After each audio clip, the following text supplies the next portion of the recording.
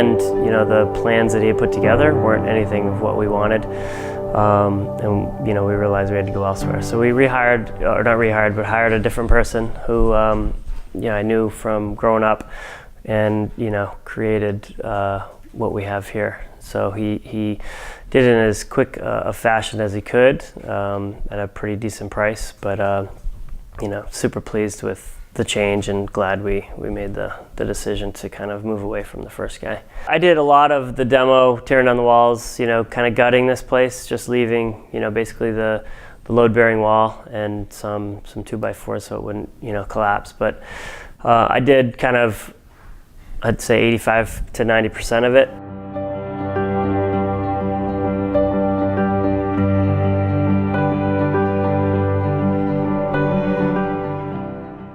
What I'm learning and some challenges that I had with my plumber is you need some leverage outside of just doing business with them, because I'm not a guy who flips houses or has a construction business. So if they, walk away from me, it's just one person. So I'm choosing my folks going forward with that in mind, having some leverage to, through a contact that can call them if they're not calling me back and say, hey, guy, you can't screw this kid up. So it's been fun, been interesting. Sometimes fun, sometimes not so fun. Again, not having a lot of leverage and, saying I need to start on this date and finish on this date.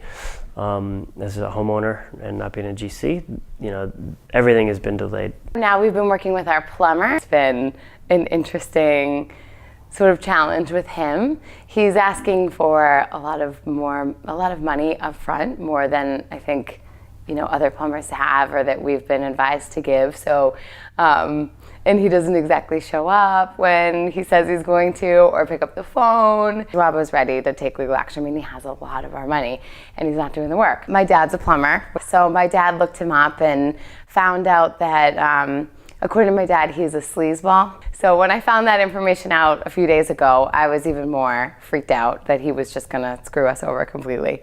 But thankfully, I think Rob scared him a little bit. And then, was able to have an adult conversation and smooth it over. So I think we're good. But that was one thing that I never thought would happen, that, that did. Rob stalking our plumber, driving him and following him around town. The plumber, came in at a great price, but, we went as far as I had to actually stalk him in my Jeep, Monday morning, followed him to the police station, went down to the Quincy District Court and was ready to, had a lawyer involved, and the lawyer said, this is probably not going to be good for either of you guys, and managed to work it out. And yesterday he came, and today we get the rough plumbing. He initially said he'd be done on last Friday. That was kind of 3 weeks from when he started.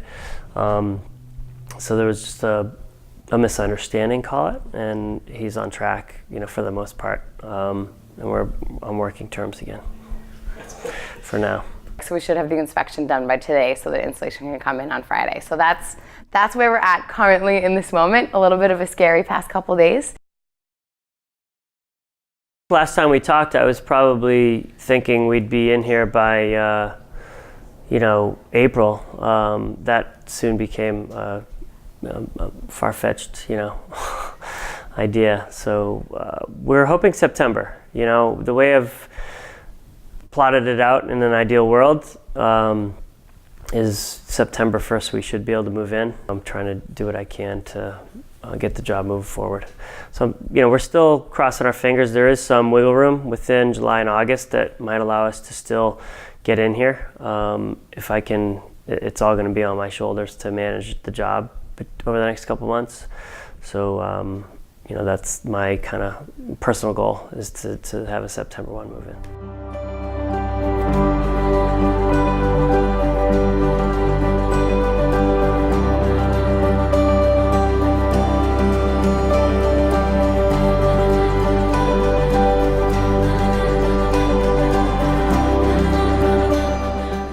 We're ecstatic that we're at this stage, and it's going to be awesome to kind of see it transform well, to have seen it transform from where it was to this has been incredible. And it's amazing to see the house the way that it is right now, especially from the outside. It looks like a real house, and I just love it. It's kind of surreal, you know.